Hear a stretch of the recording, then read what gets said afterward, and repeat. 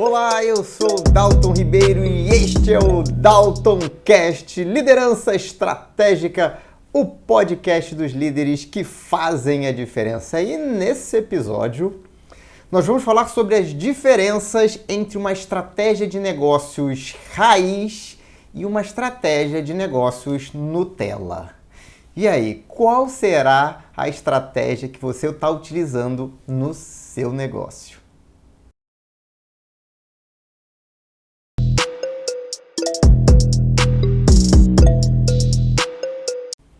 Então vamos lá. Bom, antes de começar, a gente tem que fazer aqui uma ressalva, né? Claro que tem aqueles empreendedores que não pensam de forma estratégica no seu negócio. Logo, eles não estão utilizando estratégia alguma, nem a raiz e nem a Nutella. Na verdade, eles estão mais perdidos do que cego em tiroteio. Claro, melhor do que não ter estratégia é ter uma estratégia Nutella. Mas será que ela é o melhor modo de desenhar a sua estratégia? Bom, e mais uma outra ressalva. É claro que também tem aqueles que acham que não tem estratégia, mas tem estratégia. Existem alguns empreendedores, e eu conheço alguns deles, que eles pensam de forma estratégica. A cabeça deles, o cérebro deles, já incorporou uma série de elementos relacionados à estratégia e eles já têm uma estratégia, na verdade, só que eles só não conseguem traduzir isso para o papel, mas eles tomam decisões de forma estratégica. É o melhor modelo? Claro que não, porque você não consegue, só com o conhecimento ali implícito, definir uma estratégia num nível profissional, vamos chamar assim. Mas existem sim empreendedores que tomam decisões de forma estratégica, mesmo não tendo uma estratégia. Normalmente esses empreendedores, eles respiram o empreendedorismo desde muito cedo, né? Tem pessoas dentro de casa, um pai, uma mãe que são empreendedores, cresceram nesse ambiente e aí eles vão absorvendo conhecimentos dessa convivência ali com os pais, tios, o que seja. Então, é claro que isso pode favorecer essas pessoas e por isso que a gente fala que tem um fator ali que não chega a ser genético, mas é um fator ali ambiental que privilegia certas pessoas. Mas se você não é o seu caso, não é o meu caso, por exemplo, não tem problema nenhum. E estratégia é um conhecimento, né? Você pensar de forma estratégica, sim, é uma habilidade, uma competência, mas que você desenvolve a partir do momento em que você tem conhecimento e começa a utilizar esse conhecimento para a tomada de decisões do seu negócio. Fechando, então, essa grande aspas que eu fiz aqui no começo, com essas duas ressalvas, vamos embora entender o que é uma estratégia Nutella e o que é uma estratégia raiz? E aí você vai poder saber e avaliar. Eu estou usando uma estratégia Nutella ou estou usando uma estratégia raiz no meu negócio. E aí, inclusive, se você quiser, você pode alternar entre elas. Não quero mais usar raiz, eu quero ir para o Nutella. Não, Nutella para mim não está dando o resultado que eu gostaria. Eu vou mudar de nível, eu vou para estratégia raiz. Mas primeiro, deixa eu te dizer aqui o que é uma e o que é outra. Vamos começar pela estratégia Nutella. Uma estratégia Nutella é uma estratégia rasa, é uma estratégia mais simplória, ela tem um escopo muito mais centrado no próprio negócio. É uma estratégia, e eu já participei de várias reuniões de planejamento estratégico, vários workshops de planejamento estratégico. Na verdade, eu participo dessas reuniões desde que eu era analista ainda. Depois eu passei a ser gerente. Como analista eu era uma pessoa de suporte, né? Eu suportava com dados, com números, e depois, né, como gerente, eu participava ativamente das discussões de planejamento estratégico que aconteciam todo ano na empresa onde eu trabalhei, onde eu fui gerente, gestor por mais de 7 anos. Então, ao longo desse período, obviamente, eu participei de várias. E aí, depois, na minha empresa de consultoria, a partir de 2014, eu também tive a oportunidade de contribuir como consultor empresarial em algumas reuniões estratégicas de diferentes modelos diferentes. E hoje, obviamente, como mentor, eu apoio e suporto vários empreendedores a implementarem estratégias nos seus negócios, independente do tamanho do negócio. E uma estratégia Nutella, então eu vou te dizer, né? A maioria das reuniões estratégicas que eu participava lá atrás eram reuniões de estratégia Nutella. E elas eram mais ou menos assim.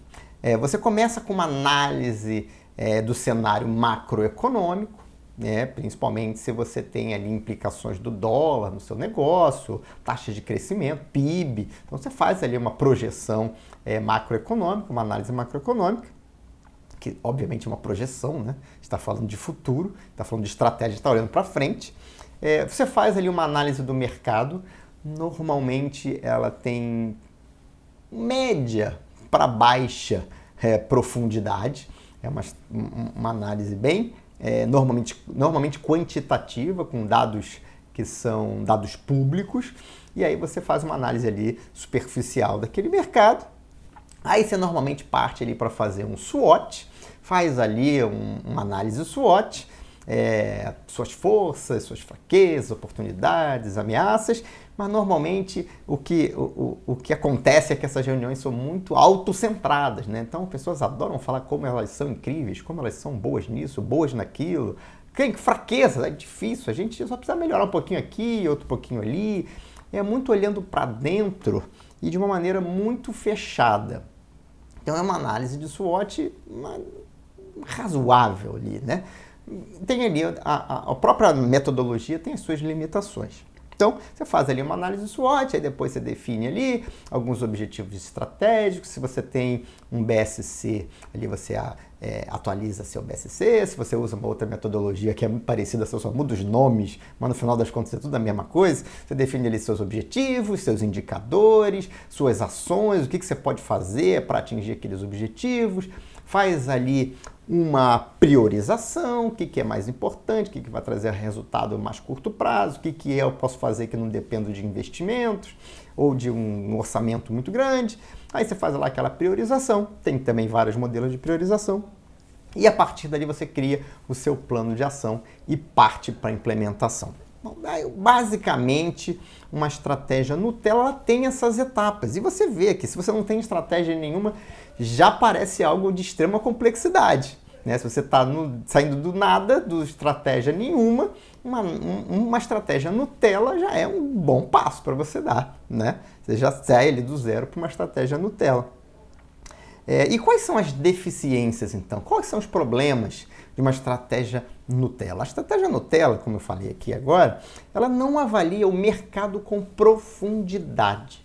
Então, é uma análise superficial do mercado. Você não analisa todas as forças do mercado. Você foca ali no que você está vendo de maneira muito ampla, muito generalista. Uma outra deficiência é que você não avalia a atratividade do mercado e as variáveis que estão relacionadas a essa atratividade. O que eu chamo de atratividade do mercado? Que é, na verdade, a possibilidade de você ter novos entrantes nesse mercado. Do mesmo jeito, a atratividade também está relacionada a quantos produtos substitutos você tem no mercado. Um exemplo aqui básico. Digamos que você produz margarina, você está ali no mercado de margarina, você está ali avaliando a sua empresa e você está ali avaliando os concorrentes que produzem margarina e talvez você não esteja utilizando ali uma análise dos concorrentes que produzem, sei lá, maionese, manteiga, outras coisas que podem substituir a margarina, óleo de soja. Dependendo da aplicação, você pode ter vários produtos substitutos. Então, quando você faz uma análise simples, você está olhando só o mercado de margarina, esquece que existem produtos substitutos. E às vezes você está olhando só o seu mercado de margarina, esquece que tem todos os outros concorrentes ali nesse mercado. Inclusive os que podem vir a entrar, né? Você não controla, podem vir a entrar, inclusive concorrente muito forte. Quando você não considera isso, quando você faz uma análise Nutella. Um outro ponto que é uma deficiência, no meu entendimento, é que você não aprofunda no entendimento das demandas reais do cliente. Você veja que a gente foi numa análise SWOT e fez, depois ele entrou num BSC, nos objetivos estratégicos, e aí você define lá que você quer aumentar e tal, mas você não fez uma análise aprofundada dos seus clientes, do que os clientes querem, do que os clientes desejam, o que gera valor para o seu cliente. Então, você não tem essa profundidade nesse tipo de análise estratégica. Aí alguém vai falar assim, não, mas isso daí é parte de vendas lá que faz, não, isso é a estratégia do negócio. Como assim a área de vendas é que faça? Não, estratégia do negócio é como o negócio ganha dentro desse jogo do mercado. Então, não vem com essa dizer que isso não é problema meu, é problema do outro, não, é problema de todo mundo. Eu costumo dizer que vender é problema da empresa inteira, porque se não vender, acaba a empresa. Então, você não aprofunda, como eu estava dizendo, as demandas reais dos seus clientes. E, quiçá, olhar canais de distribuição. Tem muita gente que não vende direto para o cliente, tem gente que é uma fábrica, uma indústria que produz um produto que é distribuído por uma farmácia, ou distribuído por um supermercado, distribuído por outro comércio, ou seja, você abastece um distribuidor, eventualmente o distribuidor abastece o comércio. Então, esses canais de distribuição sequer são avaliados nesse planejamento estratégico. Nutella. E aí você, de novo, peca tendo uma estratégia Nutella. E, por fim, você não olha muito para os concorrentes, como eu disse anteriormente. Então, você não está considerando ali os possíveis movimentações do concorrente. Isso é engraçado que você está pensando na sua estratégia e esquece da possibilidade de todos os seus concorrentes também estarem pensando na estratégia, olhando para o mesmo mercado que você está olhando, pensando as mesmas variáveis e traçando as suas próprias ações. E quando você faz uma análise estratégica Nutella, você não contempla isso na sua análise. Obviamente que isso é um grande risco. Mas pode ser que para o seu caso específico, uma estratégia Nutella atenda perfeitamente. Ah, Dalton, você acabou de dizer todas as deficiências. Pois é, agora eu vou te dizer quais casos onde uma estratégia Nutella se aplica e aí você vai entender que esses casos que eu falar vão cair na regra de exceção de todas as deficiências. Quer ver? Bom, por exemplo, se você está num negócio onde existe um monopólio, você monopoliza o mercado. Só você que vende aquilo, só você que tem aquele produto ou aquele serviço. Você não tem concorrente e o cliente só tem como comprar de você. Se você tem uma situação parecida com essa, onde você está numa situação onde você tem um monopólio, realmente uma estratégia Nutella vai te atender, porque você não precisa se preocupar com concorrente, você não precisa se preocupar no que o cliente valoriza, ele vai comprar de você porque ele só pode comprar de você. E aí, uma estratégia Nutella provavelmente vai dar conta do recado. Uma outra situação que você pode se enquadrar numa estratégia Nutella é quando você tem um contrato de prestação de serviço de longo prazo, característica de alguns, ou de fornecimento de produtos, né, materiais a longo prazo. Então você tem um contrato ali de 2, 3, 4, 5 anos de fornecimento daquele produto, daquele serviço. Você ganhou aquela concorrência, aquela licitação, aquele processo de contratação, e aí você vai prestar serviço para aquele cliente durante um bom tempo. E você tem só esse ou poucos clientes. Você tem só esse cliente, você ganhou o contrato, você vai passar 4 anos atendendo aquele cliente, e aí depois você vai ter a renovação do contrato, obviamente. Mas, bom, se essa é a tua estratégia, se você não quer ir para outros segmentos ou para outros mercados, uma estratégia Nutella também pode servir perfeitamente para o seu caso. E, de novo, também se você está num negócio como esse, não adianta também você gastar seu tempo fazendo uma estratégia raiz, porque você vai chegar provavelmente nas mesmas conclusões que você vai chegar na estratégia Nutella. Então, de novo, mais uma regra de exceção. Uma outra situação onde uma estratégia Nutella pode atender perfeitamente é quando você está dentro de uma estrutura vertical. Então, o seu cliente é uma empresa do mesmo grupo, você só existe enquanto negócio para alimentar uma outra empresa do grupo, você é um cliente só, ou responde por 95% do seu negócio, 90% do seu negócio, só 10% do que sobra você vende no mercado. Então você está ali para atender aquele cliente. De novo, é do mesmo grupo. Você não precisa muito se preocupar com o concorrente, não. Ele vai comprar de você, inclusive ele provavelmente vai definir o preço que ele vai pagar para comprar de você. E aí, obviamente, você está limitado ali, você não está no mercado, você está ali para fornecer para um cliente específico. Nessa situação também, uma estratégia Nutella vai dar conta do recado de boa. E uma última situação que eu Vou dizer porque tem que dizer, porque tem gente que acha que não precisa pensar em estratégia, né? Aí vai se enquadrar nesse caso aqui. Tipo, eu não quero crescer, não, estou satisfeito onde eu estou. Né? Estou satisfeito aqui, estou de boa, não quero expandir para mercado nenhum, vou ficar com essa base de cliente aqui mesmo, e o faturamento é esse, o lucro é esse, está tudo bem. Eu não quero fazer planejamento estratégico raiz, vou fazer só um Nutella aqui, só um planejamento estratégico de manutenção e está tudo certo. Só para mapear ali eventuais ameaças, oportunidade eu nem olho, né? Oportunidade eu não quero crescer mesmo, então eu nem olho para oportunidade. Estou satisfeito com a rentabilidade, estou satisfeito com o faturamento, estou de boa. Beleza, tem um risco, né? Beleza, se você pensar assim já é arriscado, né? Eu costumo dizer que quem não está crescendo está morrendo, só não percebeu ainda. Então tem um alto risco da sua empresa acabar nos próximos anos. Mas, se você está nessa situação, também uma estratégia Nutella vai te atender e você vai conseguir dar conta do recado com uma estratégia Nutella. Bom, agora, se você definitivamente não quer uma estratégia Nutella, se você quer crescer, se você está no mercado, você tem concorrente, se você tem que disputar o cliente ali, se você tem que vender mais e conquistar mais clientes a todo tempo, agora você precisa de uma estratégia raiz. Aí você vai precisar de uma estratégia raiz. Uma estratégia raiz, ela basicamente tem um grande objetivo. Eu já falei aqui no Daltoncast, não lembro aqui exatamente qual era o episódio, quando eu falei sobre estratégia, que a gente precisa responder algumas perguntas quando a gente está falando de estratégia. Uma das perguntas é onde é que você vai jogar? Onde é que você vai competir? Em qual mercado você vai competir? Em qual segmento você vai competir?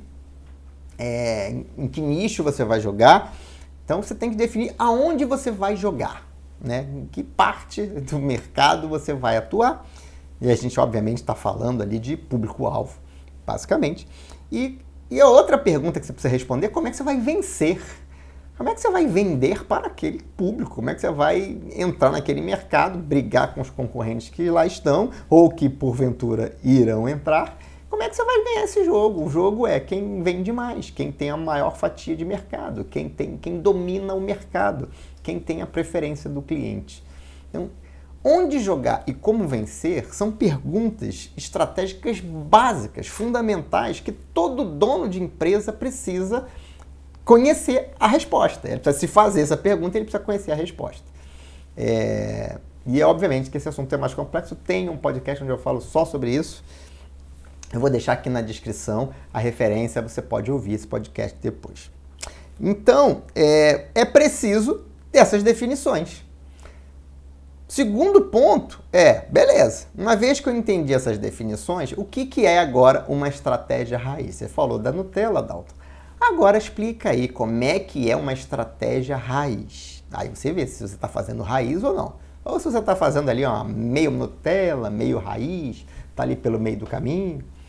Vamos lá, uma estratégia raiz. Uma estratégia raiz, ela tem 4 elementos. 5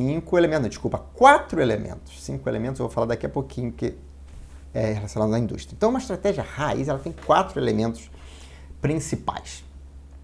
Primeiro elemento de uma estratégia raiz. Análise da atratividade da indústria, ou simplesmente análise da indústria. Lembra que lá você fez uma análise, na Nutella você fez uma análise do mercado? É a mesma coisa, só que aqui você vai fazer uma análise raiz do mercado. Você não vai olhar para ver qual é o seu mercado, quantos por cento tem e acabou a história. Não, aqui você vai fazer uma análise aprofundada da indústria, porque você quer avaliar, inclusive, a atratividade dessa indústria. O que eu quero dizer com isso? Bom, você pode usar alguns modelos. Eu gosto muito do modelo das 5 forças de Potter. Muitas empresas... É uma inovação? Não, isso já é do século passado isso, mas eu costumo dizer que em marketing as coisas mais bacanas já foram inventadas faz tempo. As pessoas que não conhecem, não aplicam ou aplicam de forma incorreta. Então, o que diz o modelo das 5 forças de Potter para análise da indústria, para análise do mercado? Você tem que avaliar as 5 forças que compõem, que coordenam e que influenciam esse mercado. Para você entender o mercado, você tem que entender as forças que estão agindo sobre este mercado, porque isso é vivo, isso não é uma coisa estática, então você tem que entender como é que está a composição dessas forças que atuam diretamente sobre o mercado. No mercado que está falando, do mercado que você está inserido, no seu mercado, lembra? Por hipótese eu vou entrar nesse mercado aqui, ou estou nesse mercado aqui, ou eu gostaria de entrar nesse mercado. Como é que eu faço uma análise do mercado onde eu estou, onde eu gostaria de entrar? Bom, primeira coisa, você tem que analisar para o mercado, para a sua posição dentro do mercado, ali na cadeia produtiva, você tem que analisar o seguinte, agora sim, 5 forças. Primeira força das 5 forças de Potter, poder de negociação dos seus fornecedores. E aí olha isso de maneira ampla. Fornecedores a todos aqueles que vão te oferecer recursos que você precisa para entregar o seu produto ou o seu serviço. Então, por exemplo, onde está o poder de negociação dos fornecedores? Você tem um poder de negociação maior que eles ou eles têm um poder de negociação maior do que você? Você é obrigado a pagar o preço que eles cobram ou você consegue negociar e baixar e espremer o fornecedor? Como é que está esse cabo de força da negociação? Quem é que normalmente vence? Né? Vou dar um exemplo aqui que é clássico, né? O seu insumo é óleo diesel. Você tem óleo diesel ali. Você consegue ir lá no posto de gasolina e negociar 20% de desconto? Não consegue. Quando ele vem e aumenta o preço, você consegue falar para ele, não vou pagar esse aumento de preço, não aceito esse aumento de preço? Não consegue. Então, por quê? Porque existe uma cadeia ali, ele vai repassando aquilo e você não é a parte forte na contratação. Você paga o preço que tiver. Você vai, de repente, buscar fornecedor, mas de verdade, você não tem um grande poder de negociação. O poder de negociação é do fornecedor. Uma outra situação, por exemplo, eu trabalhei na indústria de navegação, no segmento, nesse mercado, nesse segmento, nessa indústria, você precisa, um dos fornecedores são os tripulantes que você tem que colocar a bordo. E pela regulamentação, pela legislação atual, é uma empresa de navegação brasileira com autorização para fazer transporte entre portos brasileiros, ela precisa ter uma tripulação brasileira. Muito bem, uma tripulação brasileira é restrita no mercado. Existem 2 escolas de formação, existem pouquíssimas pessoas disponíveis a serem tripulantes de navios mercantes. E aí, o que acontece? Os salários são altos, porque salário é igual a qualquer outro insumo, né? Recurso humano é um recurso como qualquer outro. Então, se você tem poucos profissionais e uma demanda muito alta, os salários são maiores. Básico assim. Lei da oferta e da demanda. Então, você tem um nível de salário alto para profissionais que nem são tão competentes assim. Mas é o que o mercado tem. E aí é um insumo muito alto. Então, quando eles falam que eles querem um aumento, eles querem um aumento. E aí o sindicato tem muita força para colocar, porque se eles resolvem fazer greve para o navio, né? Quer dizer, para tudo. Ele para o navio, para tudo. E um dia de greve é um gasto gigantesco. É capaz de o cara ficar... Então, eles sabem desse poder que eles têm. E, obviamente, as negociações, de novo, onde quem tem mais força na negociação? Né? Quem está lá negociando, o sindicato tem mais força do que as empresas que contratam. É sempre uma guerra de braços, né? Sindicato é sempre uma guerra de braços com as empresas.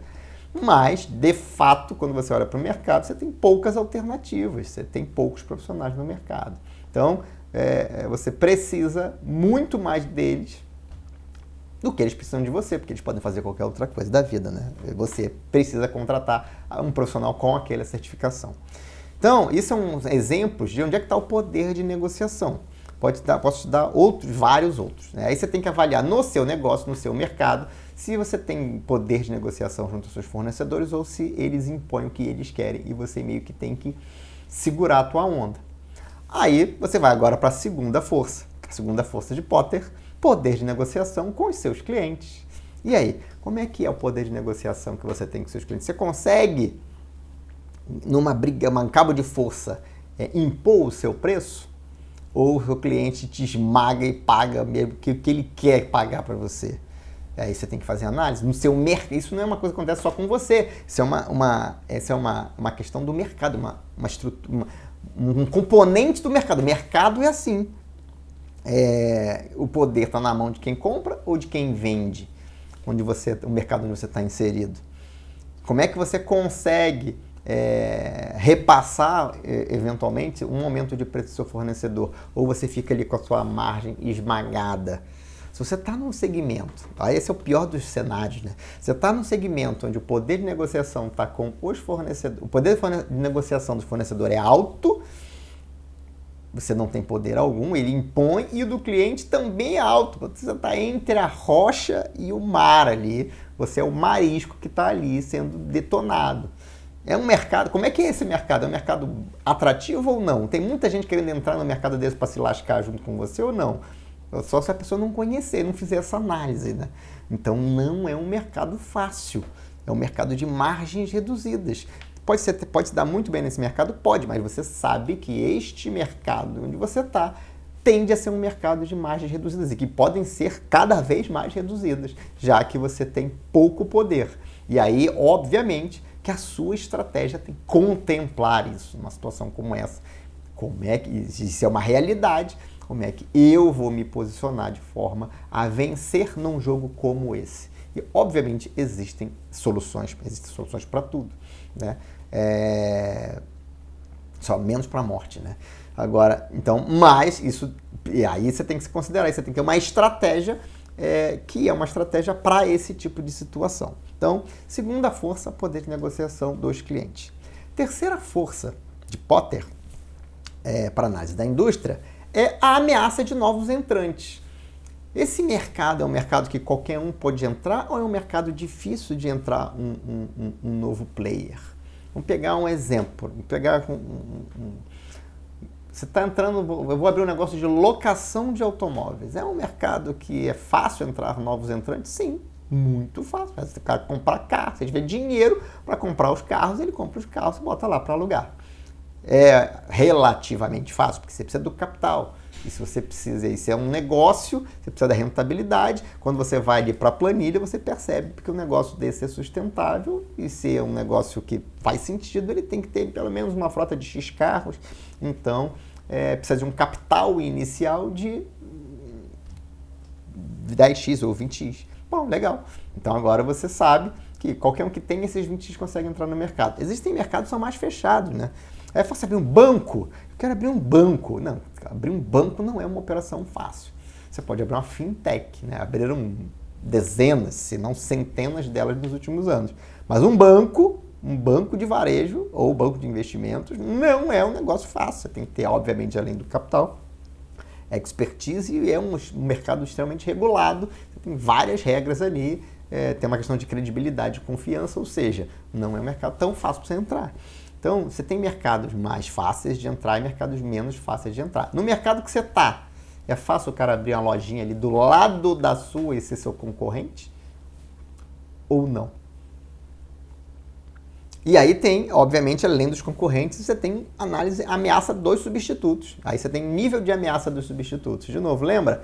Eu abri uma lanchonete. Aí do lado tem uma pizzaria. Aí do outro lado tem um churrasquinho. Aí do outro lado estão produtos diferentes, mas são produtos substitutos. A pessoa, quando comer a pizza, não vai comer o churrasquinho. Quando comer o lanche, não vai comer o pastel. E aí são produtos, apesar de serem diferentes, são substitutos. Brigam pelo mesmo cliente no mesmo momento. Então são produtos substitutos. É tipo, vai no cinema ou vai no restaurante? Então, são programações diferentes. Todos se está no entretenimento ali, de horários semelhantes, você tem ali produtos substitutos. Então, qual é a ameaça desses produtos substitutos? Quão grandes elas podem ser, né? Quando você está fazendo essa avaliação, de novo, qual é a ameaça e quão grande elas podem ser. Por exemplo, vou dar um exemplo. Eu conheci uma pessoa, um empresário, durante um treinamento, foi meu aluno, e ele tinha um negócio de venda de eletrodomésticos numa cidade do interior, aqui do Amazonas. E a loja dele era super conhecida, grande, tradicional na cidade. A cidade do interior aqui é realmente interior. Você pegar um barco para chegar lá, demorar, sei lá, 6 horas, 8 horas. Tem cidade que demora 6 dias para chegar de barco. Mas na cidade dele, que era uma cidade relativamente grande, sei lá, 100 e poucos mil habitantes, 120 mil habitantes, por aí, ele estava bem posicionado. Por quê? Porque era tradicional, grande e tal, tinha um monte de coisa, atendia tudo. criando um site para vender online e tudo mais. Qual é a ameaça dos novos entrantes concorrentes? Entrar uma grande rede. Então, você abre uma loja do Magazine Luiza, Casas Bahia, ou até um regional forte que tem aqui, que chama Bemol, muito forte aqui no Amazonas, e ele tem um concorrente de peso lá que provavelmente tem algumas vantagens competitivas que ele não tem. Por quê? Porque este player que está entrando, esse entrante, tem um poder de negociação maior junto aos fornecedores do que ele. Olha como isso é relativo. Olha como tudo que a gente está falando aqui, a gente tem sempre que olhar e comparar com os outros players do mercado. Eu tenho um poder razoável com esse fornecedor aqui. Puta, mas esse player que está entrando, esse entrante aqui tem um poder muito maior do que o meu. Logo, ele vai comprar mais barato que eu. Se ele vai comprar mais barato que eu, ele vai e vender pelo mesmo preço, ele tem margens maiores. Margens maiores significa que ele pode usar mais dinheiro para fazer marketing, por exemplo. E ele pode até baixar o preço e manter uma margem melhor do que a minha, ou manter uma margem igual à minha. Então, é um entrante que preocupa e você tem que saber que isso pode acontecer. E se isso acontecer, como é que você compete, o que você faz, qual é a sua ação, como é que você evita que ele entre, como é que você consolida o seu domínio daquele mercado. Então, essas ameaças mudam todo o panorâmico e toda a dinâmica do seu segmento, do seu mercado onde você está inserido. E a quinta força, então, de novo, poder de negociação dos fornecedores, poder de negociação do cliente, a ameaça de novos entrantes e a ameaça de substitutos. E, por fim, a rivalidade entre os concorrentes que já existem. Então, já existem concorrentes lá do seu negócio, normalmente, você não está sozinho. E você tem que entender se esses concorrentes, qual o nível de rivalidade que eles têm com você. São concorrentes fortes ou fracos? São agressivos ou são tranquilos lá na deles? E é obviamente que isso impacta toda a indústria e influencia diretamente no poder de atração para novos entrantes. O mais tranquilo foi, imagina o seguinte, você está num segmento maravilhoso, você descobriu um segmento maravilhoso, onde você tem uma margem muito alta, poucos concorrentes e poucos substitutos. O mercado é ótimo, né? Pois é, aumenta a possibilidade de novos entrantes. Não é só você que vê. Em algum momento as pessoas vão perceber que aquilo ali é muito legal e vão querer entrar também. Óbvio, isso sempre acontece. E aí você tem que se preparar, porque a indústria tem um nível de atratividade muito forte para novos entrantes, novos concorrentes ali para você. E aí, obviamente, que a tua estratégia tem que estar voltada para se defender, consolidar o seu domínio ali, porque senão você começa muito bem, daqui a pouco você não tem mais nada. Então, essa análise da indústria, considerando esses 5 fatores, essas 5 forças de Potter, é muito relevante e, obviamente, isso é completamente diferente de fazer uma análise superficial do mercado, como é lá na estratégia Nutella. Agora é raiz. Então, como é que isso impacta a tua estratégia? De diversas formas, né? Isso define basicamente a rentabilidade do negócio. Então, quando você faz uma análise da indústria, você meio que está definindo ali qual é a rentabilidade daquele segmento, daquele mercado, qual o nível de atratividade dele, se é um mercado que você está protegido ou que vão entrar outros a qualquer momento. E você pode projetar ali as suas perspectivas futuras com base na situação que você percebeu. Então, ali sim, você vai fazer uma análise e ver quais são as oportunidades, quais são as ameaças de fato que existem. Aí sim, uma análise muito aprofundada da indústria, uma análise raiz. Muito bem, falamos da análise da indústria, agora você tem ali na cabeça mapeado atratividade, rentabilidade, está tudo mapeado ali. Todas essas informações estão disponíveis, você já desenhou algumas ideias ali de como é que você atua nesse mercado. Lembra, a gente quer chegar no onde é que eu vou competir e como é que eu vou ganhar a competição. Essas são as 2 respostas que a gente está buscando. E você pode considerar nessa análise de mercado, por exemplo, que pode ser um mercado onde você está querendo ir, e aí de repente você nem vai. Esse mercado aqui não é muito legal, não. A não ser que eu tenha como me posicionar de uma maneira favorecida. Nós vamos falar sobre isso daqui a pouquinho. Mas antes de falar sobre posicionamento relativo, nós vamos falar sobre uma segunda análise que tem que ser feita numa estratégia raiz, que é a análise dos clientes. Muito bem. Eu analisei o mercado, agora eu vou focar no cliente. Vou botar uma lupa lá no cliente. Aliás, vou botar uma lupa, vou botar um microscópio eletrônico para analisar de fato o cliente. Vamos partir de duas hipóteses aqui. A primeira hipótese provavelmente é a que vai enquadrar o maior número de ouvintes aqui do DaltonCast, que é você vende o produto, seu produto ou seu serviço para o consumidor final. Você vende direto para o seu cliente. Depois você vende para ele, ele não revende para outra pessoa. Ele consome aquele produto ou aquele serviço. Se você está nessa situação, se o seu mercado é esse, você tem que entender quais são as necessidades, então, do seu cliente. Né? Se ele vai consumir o seu produto ou serviço, se o benefício é só para ele, não vai passar para mais ninguém. Quais são as necessidades do seu cliente? Não espera que ele vai dizer para bater lá na tua empresa e falar, eu queria tanto que você fizesse um produto assim, queria tanto que você fizesse uma inovação assada, queria tanto que o seu serviço tivesse... Não, é você que tem que descobrir o que o seu cliente de verdade precisa. E às vezes nem ele sabe. Então, você precisa analisar o que o seu cliente quer, o que ele valoriza, o que ele gostaria de ter, quais são os problemas que ele tem. Essa é uma análise aprofundada, em escala. Qual escala? O tamanho do seu mercado que você definiu para atuar. Se você atuar na sua cidade, você tem que entender o perfil da cidade. Você precisa entender o seu público. Então, você precisa fazer isso, e você vai fazer isso de maneira cirúrgica, porque, de novo, não adianta você achar que você sabe. Falei com os amigos meus aqui e eles acham que não, todo mundo tem esse problema. Por quê? Porque eu perguntei para 5.000 pessoas e 5.000 pessoas me disseram que tem um problema. Ou eu perguntei para 10.000 e 5.000 disseram que tem um problema, 50% tem um problema. Então, se a população da minha cidade é de 100.000, 50.000 tem um problema. Existem métodos estatísticos, inclusive, para você determinar o tamanho da amostra numa pesquisa. Ah, você não conhece estatística?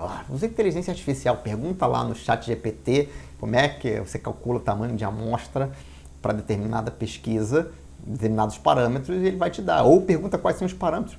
Não tem mais justificativa para dizer que não sabe. A inteligência artificial está aí para nos ajudar. E aí você vai então fazer análise do cliente. Então, a gente está falando de análise quantitativa, né? Pesquisa de opinião, você vai lá no questionário e vai responder lá, múltipla escolha. Mas a gente também está falando, e que é muito importante quando você faz uma análise aprofundada do cliente, para você saber de fato o que ele pensa, uma análise qualitativa. E existem várias formas de fazer análises qualitativas, obviamente em escalas menores, mas inclusive geram insumos para você melhorar a sua pesquisa quantitativa. Uma análise qualitativa ela envolve, por exemplo, uma entrevista, ou você criar grupos focais. Você chama um conjunto de pessoas, ali 10, 12 pessoas, você tem um mediador ali e você vai debatendo ali um determinado assunto para entender o que seu cliente pensa, preferências, medos, desejos, coisas importantes que ele valoriza. Você pode fazer visitas técnicas. Então, várias formas de fazer análises qualitativas, né? Existem em mercados mais maduros, como o norte-americano, às vezes botar câmera na casa da pessoa para entender o comportamento da pessoa. Obviamente, eles pagam para isso, né? A gente vai fazendo uma pesquisa aqui e eu gostaria de saber se você quer receber $100 para a gente deixar uma câmera aqui, posicionada aqui na tua cozinha durante uma semana, que a gente quer entender como é que você usa os produtos da cozinha, por exemplo. Eles fazem isso, as grandes indústrias fazem esse tipo de abordagem em quantidades grandes para entender coisas que às vezes não entendiam. Existem vários casos aqui, um deles que eu me lembro aqui agora de cabeça é a questão lá de como é que a dona de casa limpa a casa, quais são os produtos que ela usa, qual o comportamento que ela tem enquanto ela limpa. A pessoa teve que colocar câmeras na casa das pessoas para entender o comportamento das pessoas. E uma dessas pesquisas, desse site, gerou um insight que foi o reposicionamento do produto para retirar odor das coisas, né? Não lembro mais qual foi a indústria, qual foi a empresa que lançou um produto que descobriu a tecnologia. Cientistas lá, pessoal de P&D descobriu como é que fazia para retirar o odor. Né? O negócio capturava a partícula que gerava o odor, de um monte de coisa, eles lançaram esse produto como retirador de odor e ninguém comprava. para ele é um negócio fantástico, vai. Eles pensaram, pessoas que fumam, a casa fede a cigarro, então vamos comprar para passar no estofado, na cortina, e vai sair aquele cheiro de cigarro. A pessoa que tem bicho em casa e o bicho, sei lá, solta um odor qualquer lá e todo mundo sabe que tem bicho em casa, que quer tirar aquele cheiro. Vai passar também esse spray no sofá, nas almofadas, na cama, sei lá onde, vai tirar aquele cheiro. Que eles lançaram um produto, fizeram um grande marketing, ninguém comprava isso. Eles não entendiam por que ninguém comprava um negócio tão incrível. De novo, eles não entenderam a vida daquelas pessoas como é que era. E aí quando eles começaram a fazer essa análise, eles perceberam uma coisa que hoje parece óbvia, mas até então não era. Que as pessoas que residem, por exemplo, a pessoa que está numa casa de fumante, ela não sente mais o cheiro do cigarro. A visita vai sentir, principalmente aqui não fuma. Mas quem está lá não se incomoda. Se não se incomoda, aquilo não é uma dor. Se não é uma dor, eu não vou gastar dinheiro para resolver aquela coisa que nem é uma dor. Aí ninguém comprava. Mesma coisa do bicho. A gente tinha bicho, estava acostumado com bicho. Olfato é um negócio que a gente acostuma. Independente da situação. Se você se acostuma com o cheiro, você não percebe mais. O seu cérebro não precisa mais registrar que aquela informação é cotidiana. E você não sente mais aquele cheiro. Logo, você não precisa de um produto para tirar cheiro de nada. Ou não numa quantidade que você use todo dia, que era a ideia deles. Só que aí eles descobriram que deixar um cheirinho gostosinho depois que você limpa a casa era legal. Por quê? Porque passava uma percepção de limpeza.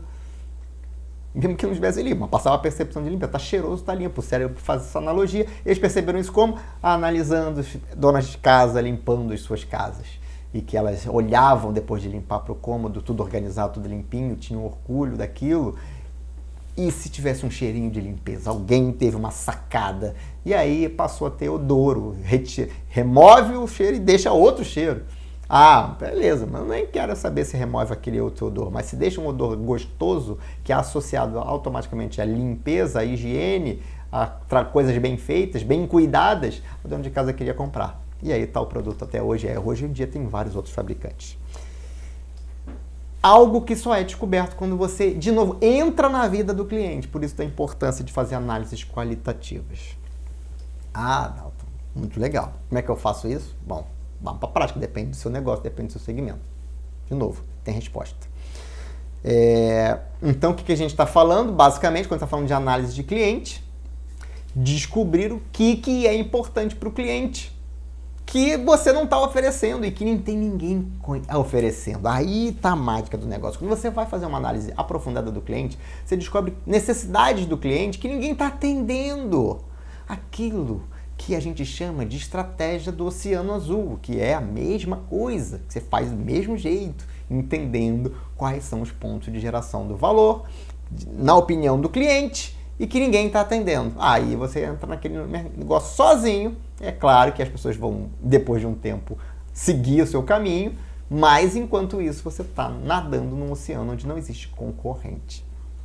Então, entender o cliente possibilita criar estratégias, produtos, serviços inovadores e talvez até difíceis de serem copiados se você construir isso bem construído. E se para copiar ainda vai demorar um tempo, ou seja, você tem uma vantagem competitiva por algum tempo. E isso eu sei como eu vou vencer o jogo. Isso é estratégia. Muito bem, falamos de análise da indústria, falamos de análise de cliente. Vamos para o terceiro ponto. Como eu já tinha antecipado, agora que eu conheço o mercado, a minha indústria, o meu segmento, agora que eu conheço o que o cliente quer, agora é hora de eu olhar para dentro de casa, para o que eu já tenho, porque eu posso construir e definir quais são as competências que eu tenho e quais são as fragilidades que eu tenho para disputar esse mercado, para atender o cliente do jeito que o cliente quer. Como é que o que eu tenho hoje, a minha empresa tem hoje, de competência, de capacidade, tecnologia, o que quer que seja, que me faça criar uma vantagem competitiva no que eu sou bom, no que eu sou mais ou menos, mas eu posso ser muito bom, e no que eu não sou bom e nunca vou ser bom, tem que saber isso. Aí sim a gente tem ali uma ponte com o SWOT, lembra do SWOT? Aquele basicão? Só que aqui Agora você já tem todo um mapeamento da indústria dos clientes. Aí você vai analisar o que eu tenho que me posiciona de maneira estratégica e que pode me fazer ganhar esse jogo. Eu tenho baixo custo. Como é que eu posso me posicionar? Lembra? Posicionamentos clássicos? Eu vou brigar como? Eu tenho o menor custo de todos. Então eu vou me posicionar com o melhor preço. Ou eu vou me igualar o preço e vou ter a melhor margem e vou utilizar essa gordura que eu tenho na margem para investir pesadamente em marketing e eu vou dominar esse negócio. Campanhas de publicidade, né? A gente chama de marketing, mas é muito mais, né? Marketing é o guarda-chuva. Mas eu vou fazer grandes campanhas publicitárias e vou atrair muitos clientes. Ou eu vou pegar esse negócio, eu vou investir em P&D, essa gordura da margem, eu vou investir em P&D, vou lançar produtos inovadores a cada 3 semanas, vai ser uma loucura esse negócio. Só vai dar eu. É uma estratégia. Ou eu vou ser o cara diferenciado, eu vou lançar o melhor produto, de melhor qualidade, por um preço competitivo, que as pessoas vão pagar, porque agora eu conheço o cliente, eu sei o que ele quer. E eu vou patentear esse negócio aqui, ninguém vai conseguir copiar. Ou não é algo que eu consiga patentear, mas é algo que eu vou criar uma diferenciação, uma estrutura que as pessoas vão ter dificuldade de copiar. Por quê? Porque eu estou olhando para os meus concorrentes e eu sei que eles não são assim, essa Brastemp toda. Então eu consigo me diferenciar. Eu tenho um cliente que está fazendo exatamente, está usando essa estratégia de diferenciação. A gente está trabalhando com isso na mentoria e ele está estruturando de uma forma que vai ficar imbatível. Por quê? Porque ele está criando processos estruturados, treinamento das pessoas, desenvolvimento, que ele vai ter um pessoal prestando serviço com um nível de qualificação que ninguém mais tem na cidade dele. E as pessoas nem vão saber como vão construir o que ele está construindo lá, porque a gente está construindo isso muito bem construído. Com engajamento de time, de equipe. A gente vai ter a melhor equipe para prestar o serviço. Imbatível. Então, essa é a estratégia. Então, pena que os outros não têm, né? Não me tem como mentor. Eu também vou mentorar um em cada nicho também, né? Para ficar fair, para ficar legal. Então, você tem, agora sim você pode escolher uma estratégia de baixo custo ou uma estratégia de diferenciação. Algo que vai fazer com que você aumente a sua competitividade e faça você vencer os seus concorrentes. Sem uma análise, você vai fazer mais do mesmo. Você vai entrar no mesmo mercado, fazendo a mesma coisa e dividindo os clientes que já existem. E aí que vença quem fizer uma campanha publicitária melhor. Ou quem tiver um diferencialzinho de conseguir mais clientes melhor. Posicionamento relativo tem uma coisa muito legal, que é, você analisou lá, aí você não conseguiu identificar nada.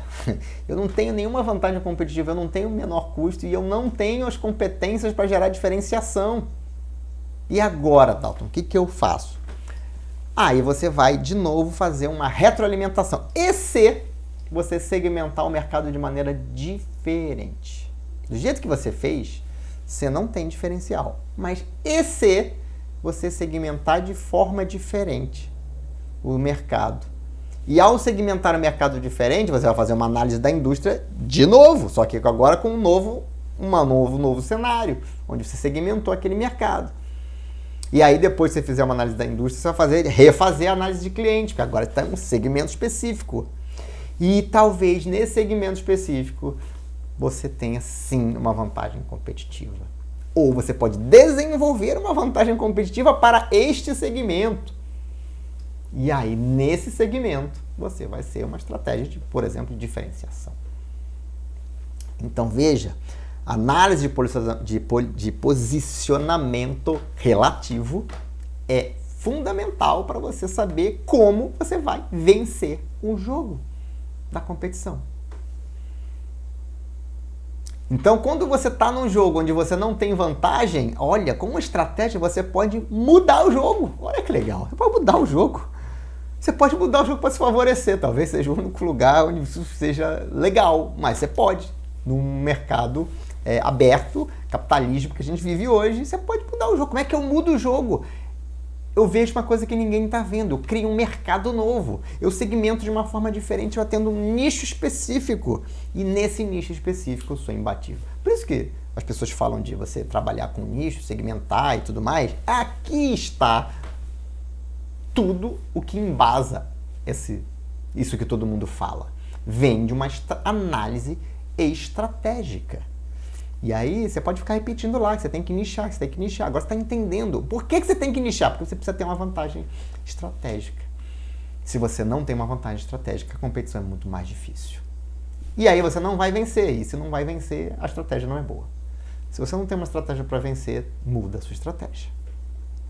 Muito bem. Então, posicionamento relativo. Falamos de indústria, falamos de cliente, falamos de posicionamento relativo.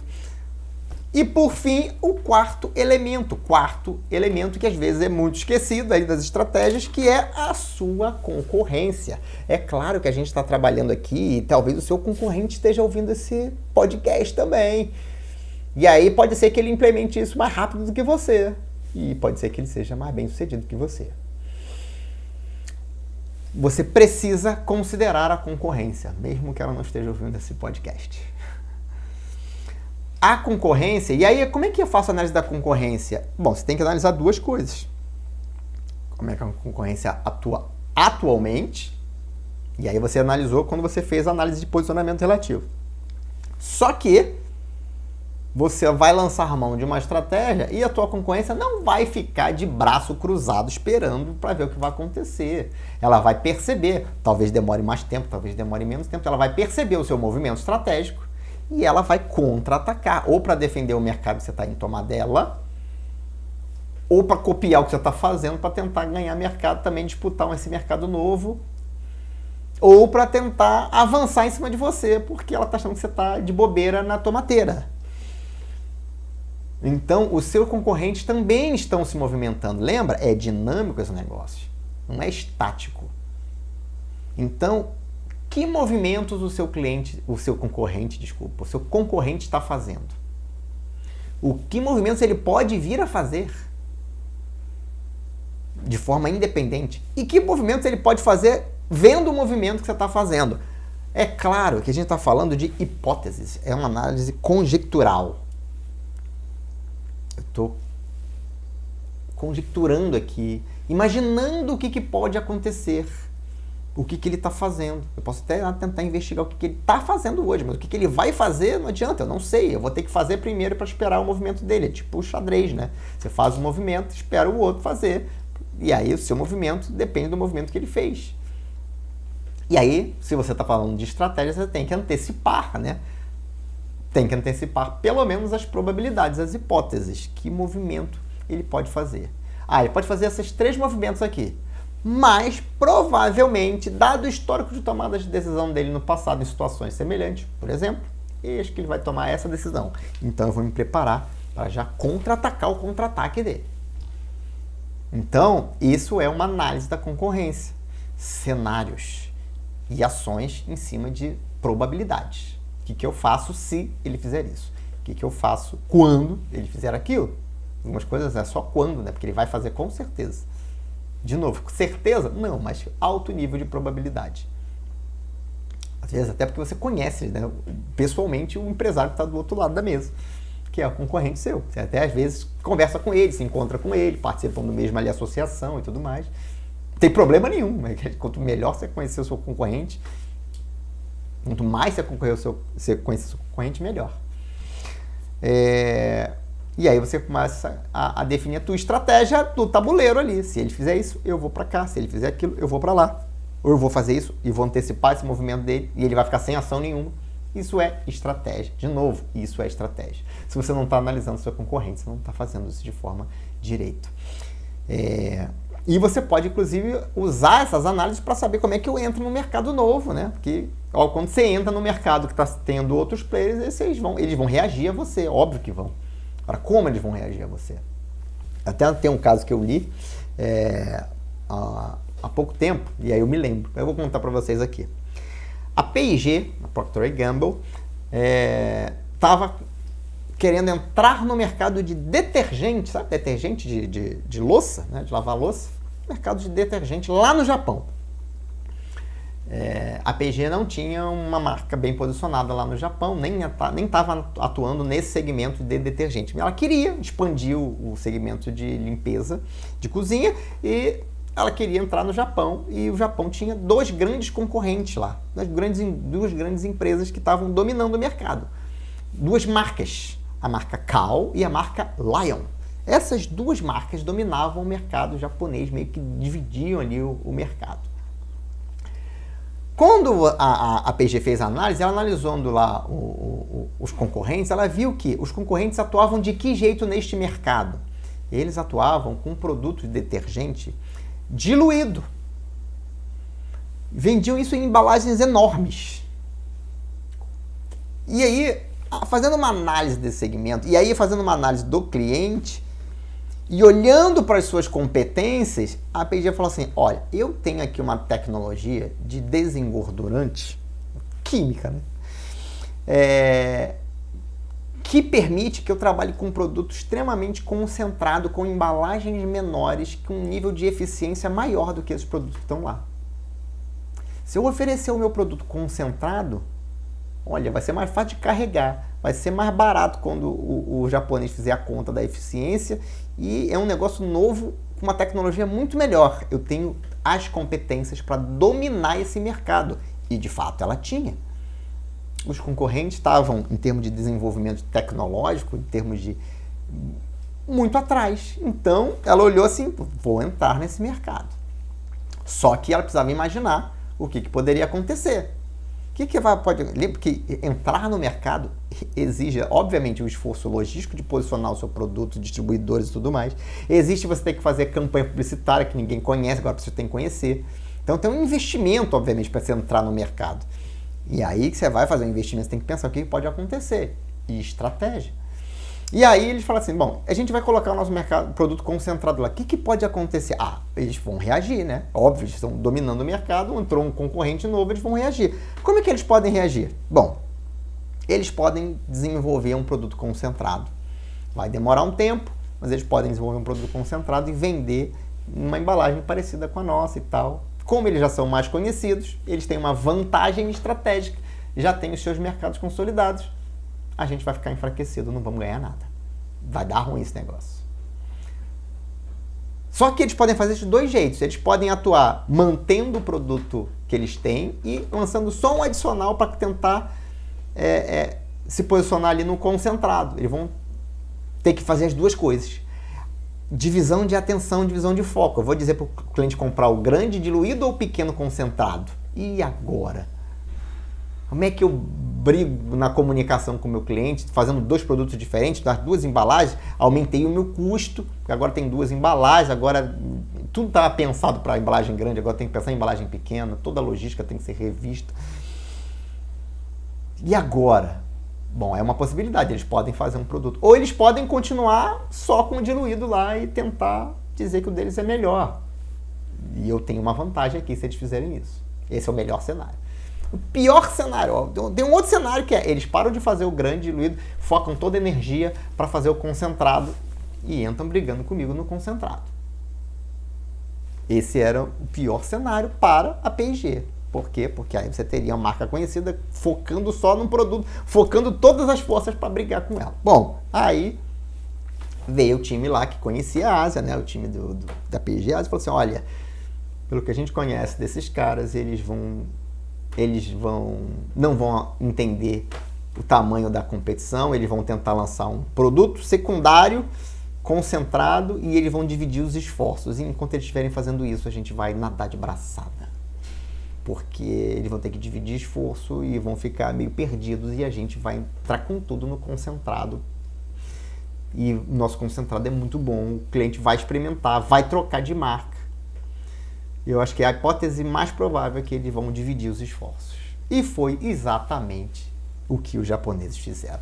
Quando a P&G entrou, os japoneses olharam, aí tentaram desenvolver o concentrado, mas aí tinham que dividir os esforços de publicidade, marketing, aumentou o custo e dividiram a atenção. Um cenário que não era um cenário perfeito, perfeito era se eles nem tentassem um concentrado, mas era um cenário que também era bom para a P&G, e eles poucos anos depois já tinham 30% do market share, eram a marca número 1 de detergente no Japão. Dominaram um mercado, entraram e dominaram um mercado onde eles nem estavam. Então, isso mostra a importância de você avaliar quais são os movimentos que os seus concorrentes podem fazer. Traga isso para a sua realidade, para o seu negócio e não deixe de considerar o movimento dos seus concorrentes. E é claro que você fazendo toda essa análise ali, isso pode gerar, a análise dos seus concorrentes pode gerar de novo, retroalimentar e você começar, não, nesse cenário aqui eu não vou. Mas se eu for para um cenário onde eu sou concentrado, por exemplo, eu tenho um diferencial aqui que eu tenho um mercado que não tem concorrente. Logo a indústria, eu tenho outra análise da indústria. Logo eu tenho uma outra análise do que o cliente enxerga como valor. Logo eu tenho uma nova oportunidade de posicionamento.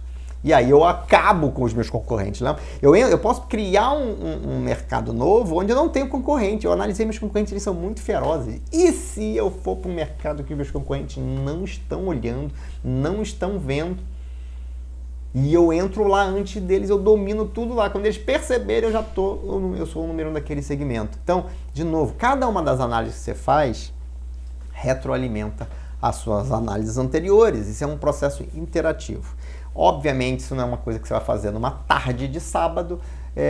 Esse é um processo muito estruturado, onde você tem que, obviamente, refletir bastante, trazer outras pessoas para ajudar a refletir com você. Mas este é o planejamento estratégico raiz.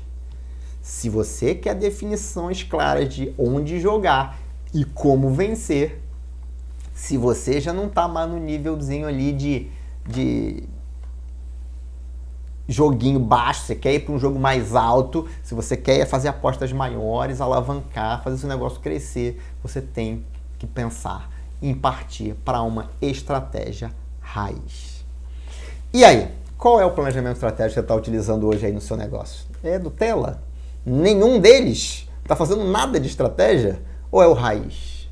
Bom, se você quer implementar um processo de estratégia no seu negócio, você quer realmente crescer e fazer uma análise para como você pode crescer, entrar no mercado onde você vai competir e vai ganhar, não deixe de colocar em prática um pouco daquilo que eu te ensinei aqui, falando da estratégia raiz.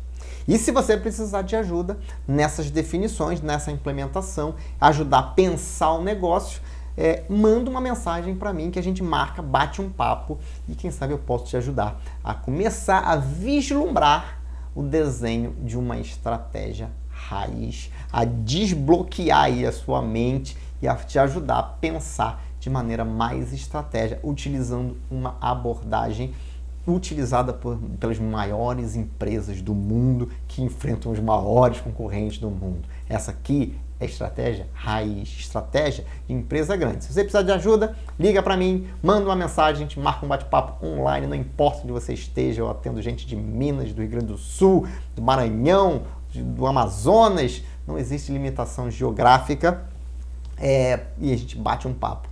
E quem sabe eu posso te ajudar. Você pode mandar um e-mail para contato@daltonribeiro.com.br, vai cair direto na minha caixa de entrada. Pode entrar lá no meu LinkedIn, me mandar uma mensagem lá, Dalton Ribeiro no LinkedIn. Pode entrar no meu Instagram, daltonribeiro.oficial, deve estar aparecendo na tela aqui para você.